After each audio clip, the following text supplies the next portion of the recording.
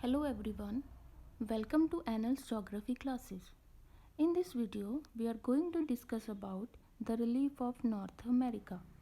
So, if you like this video, please subscribe our channel and hit the bell icon so you never miss any update or notification.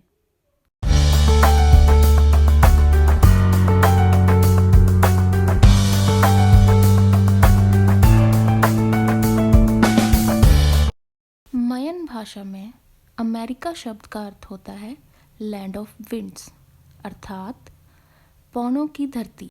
उत्तरी America क्षेत्रफल के अनुसार दुनिया का तीसरा सबसे बड़ा महाद्वीप है और जनसंख्या के अनुसार दुनिया का चौथा सबसे बड़ा महाद्वीप है। It covers near about 16.5% total earth land area और 4.8% of total surface area of the earth. इस महाद्वीप की खोज बाकी सभी महाद्वीपों के पश्चात की गई थी, जिसके कारण इसे न्यू वर्ल्ड भी कहा जाता है। उत्तरी अमेरिका की खोज वाइकिंग्स ने 10वीं शताब्दी में की थी और कोलंबस 1492 में वेस्ट इंडीज पहुंचे थे, लेकिन 1497 में नई दुनिया में पहुंचने वाले अमेरिको वेस्पुची ऐसे पहले व्यक्ति थे जिनके नाम पर इस महाद्वीप का नाम अमेरिका रखा गया। उत्तरी अमेरिका का एक बड़ा हिस्सा संयुक्त राज्य अमेरिका और कनाडा जैसे देशों से मिलकर बनता है। यह महाद्वीप उत्तर पश्चिमी गोलार्ध में स्थित है। 1538 ईस्वी में मर्केटर, जो कि एक प्रसिद्ध मानचित्र विज्ञानी थे, जिन्होंने विश्व मानचित्र पर अमेरिका को दिखाने के लिए पूरे पश्चिमी गोलार्ध का प्रयोग किया था। यदि हम उत्तरी अमेरिका के विस्तार की बात करें तो it extends from 7 degree 13 minutes north to 83 degree 39 minutes north and 11 degree 15 minutes west to 180 degree west, and it covers near about 2,42,30,000 square kilometer area. उत्तरी अमेरिका में तकरीबन 23 देश, जिनमें से कनाडा, यूएसए और मेक्सिको मुख्य देश हैं और 22 आश्रितीय क्षेत्र पाए जाते हैं। यहाँ का सबसे बड़ा देश कनाडा है और सबसे छोटा देश ग्रेनाडा है। अलास्का के बारे में एक बहुत ही रोचक तथ्य यह है कि यह 1867 ईस्वी से पहले रूस का हिस्सा हुआ करता था, जबकि यूएसए ने इसे 1867 ईस्वी के बाद $7.2 मिलियन में खरीदा था। उत्तरी अमेरिका के धरातल में बहुत सारी भिन्नताएं पाई जाती हैं। इसके पश्चिम में महान पर्वतीय लड़ियाँ और मध्यवर्ती भागों में विशाल उपजाऊ मैदान पाए जाते हैं और इसके पूर्व में विशाल तटवर्ती मैदान मिलते हैं। इसीलिए उत्तरी अमेरिका के धरातल को हम 4 उपभागों में विभाजित कर पढ़ेंगे, जिसमें से पहला भाग्य है पूर्वी उचाने, दूसरा भाग्य है मध्यवर्ती मैदान, तीसरा भाग्य है पश्चिमी पर्वतीय लड़ियाँ और चौथा भाग्य है तटवर्ती मैदान।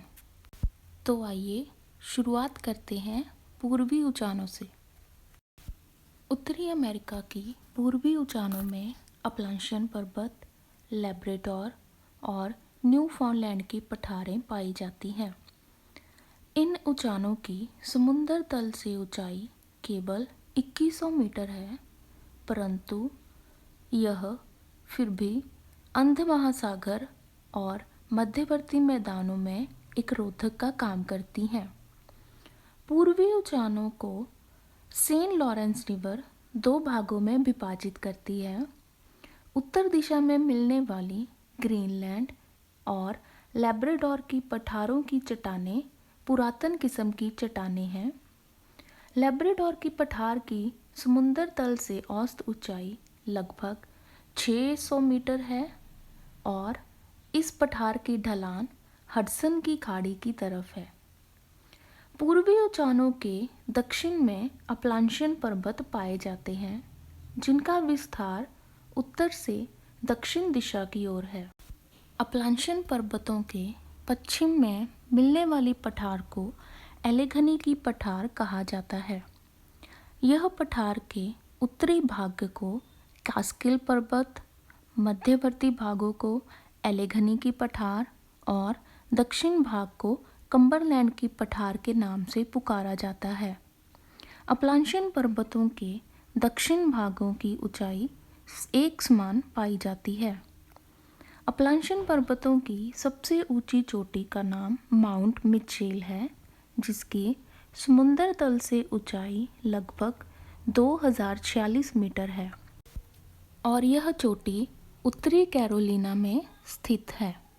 माउंट मिचेल से उत्तर दिशा में लगभग 45 किलोमीटर की दूरी पर रॉन पर्वत पाए जाते हैं, जिनकी समुद्र तल से औसत ऊंचाई लगभग 1917 मीटर है।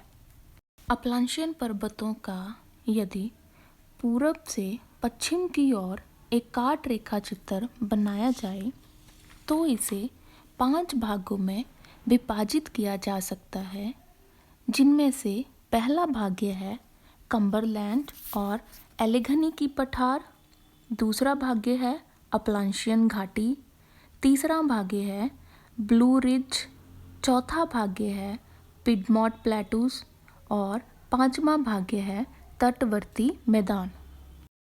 अपलांशियन पर्वतों का विस्तार उत्तर पूरब से दक्षिण पूर्व दिशा की ओर है।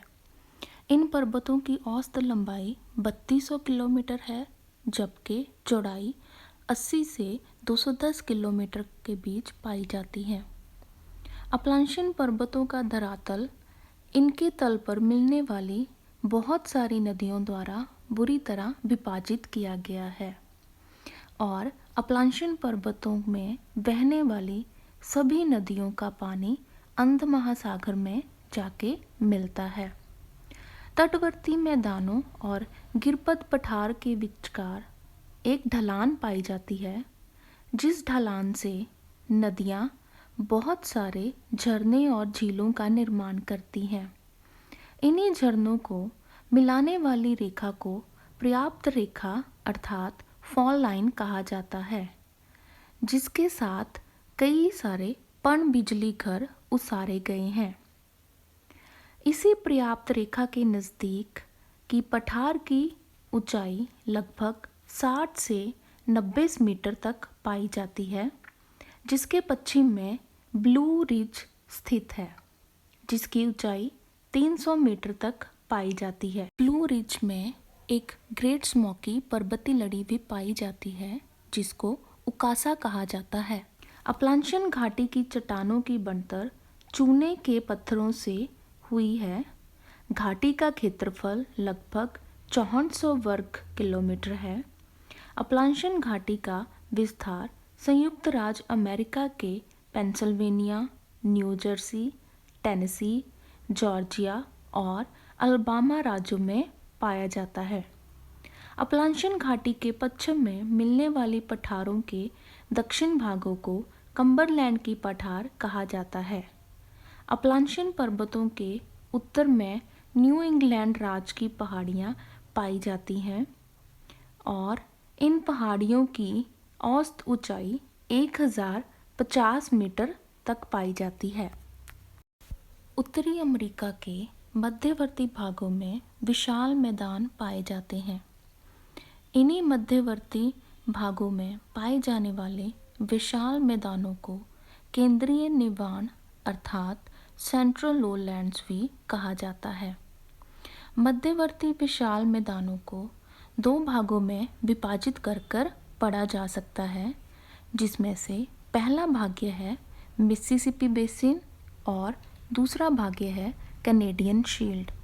आइए इन दोनों भागों की विस्तार से जानकारी प्राप्त करें। मिसिसिपी बेसिन अपलांशियन पर्वतों के पश्चिम और पश्चिमी पर्वतीय लड़ियों के उत्तर दिशा में पाया जाता है, या यह कहना गलत नहीं होगा कि मिसिसिपी बेसिन अपलांशियन पर्वतों और पश्चिमी पर्वतीय लड़ियों के विचकार पाया जाता है। मिसिसिपी बेसिन के समतल और उपजाऊ मैदानों का निर्माण मिसिसिपी और मिसूरी नदियों द्वारा निक्षेपित मलबे से किया गया है। मिसिसिपी नदी और उसकी सहायक नदियाँ मेक्सिको की खाड़ी में जाकर गिरती हैं। मिसिसिपी बेसिन के उत्तरी भागों में नेल्सन और मैकेंजी नदियाँ पाई जाती हैं, जिनका जल उत्तरी ध्रुव पर महासागर में जाकर गिरता है। महान झीलों के नज़दीक ढलान अंतर्वर्ती होने के कारण इनके नज़दीक पाई जाने वाली सभी नदियों का पानी झीलों में जाकर गिरता है। महान झीलों की ढलान उत्तर पूर्व दिशा में होने के कारण जल सेंट लॉरेंस नदी द्वारा बहता हुआ अंध महासागर में जा मिलता है। मिसिसिपी नदी के पूर्व में हिम नदियों के प्रभाव के कारण 5 बड़ी झीलों का निर्माण हुआ है, जिनको ग्रेट 5 लेक्स भी कहा जाता है, जिनके नाम है Lake Superior, Lake Michigan, Lake Huron, Lake Erie और लेक ओंटारियो। मिसिसिपी बेसिन के मध्यवर्ती भागों में कहीं कहीं पर्वत पाए जाते हैं, जिनमें से ओज़ाक और ओचीता नामी पर्वतीय लड़ियाँ प्रसिद्ध हैं। मिसिसिपी बेसिन के मैदानों की मिट्टियाँ काफ़ी उपजाऊ हैं और यह खेती के लिए यूज़ की जाती हैं। उत्तरी अमेरिका के मध्यवर्ती मैदानों के दूसरे भाग को कैनेडियन शील्ड कहा जाता है। कैनेडियन शील्ड मिसिसिपी बेसिन के उत्तर पूर्व में फैले हुए ऊंचे क्षेत्र को कहा जाता है। यह हडसन की खाड़ी के चारों ओर फैली हुई है और इसे लोरेशिया शील्ड भी कहा जाता है। कैनेडियन शील्ड पर हिम प्रवाह के स्पष्ट प्रभाव देखे जा सकते हैं।